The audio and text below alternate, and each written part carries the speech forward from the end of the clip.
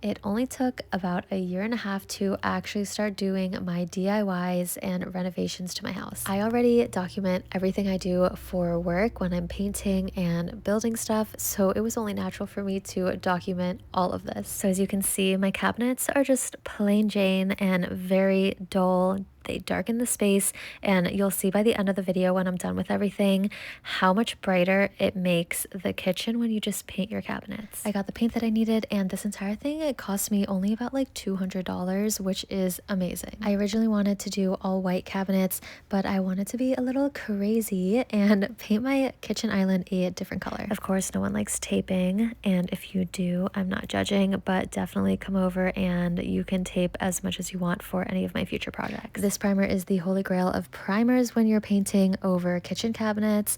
That's just my opinion. I am not a professional in this area. I did everything the way I wanted to, which usually means cheap, efficient, and pretty good quality. I didn't sand my cabinets, and that was partly because there was not any pre-existing paint on it, but I'm also really lazy and I knew that I could make my cabinets look good without sanding. Also, that's why the primer that I got is amazing, because even the guy at Home Depot said if I use this, I probably wouldn't need to sand. I did 1 to 2 coats of primer and 3 coats of that white paint, and here you can see I was just rushing through this because I was so excited and didn't bother to pre-check the sizing. But it's not a true DIY if you don't make some stupid mistakes. This project in total probably took me only about a little less than 2 days because I'm psychotic, and once I start something, I am so stubborn and I will not stop until it is done, no matter if it's like 4 in the morning. And I don't know what the previous owners were doing over in this section, but that outlet was disgusting. Being indecisive with every single decision in your life is not for the faint of heart. There's a million different colors that I could have chosen for the kitchen island, and I also didn't even know if I wanted a color, but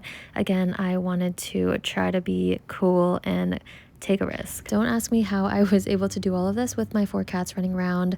It was definitely an added stress.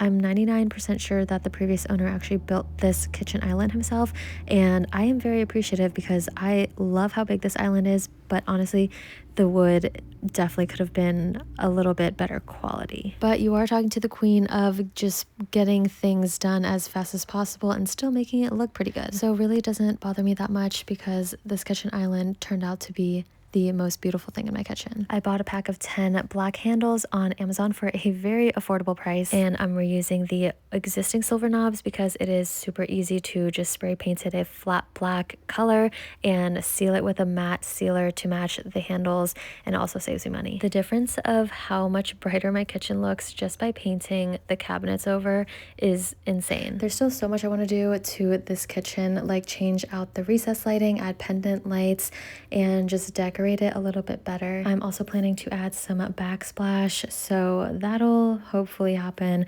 sometime in the next few months. And here is what it looks like with all of the hardware attached. Like I said earlier, I just spray painted the existing knobs, but I love the look of the round knobs and the pull handles. So all in, I spent around $250 redoing my cabinets and adding the hardware.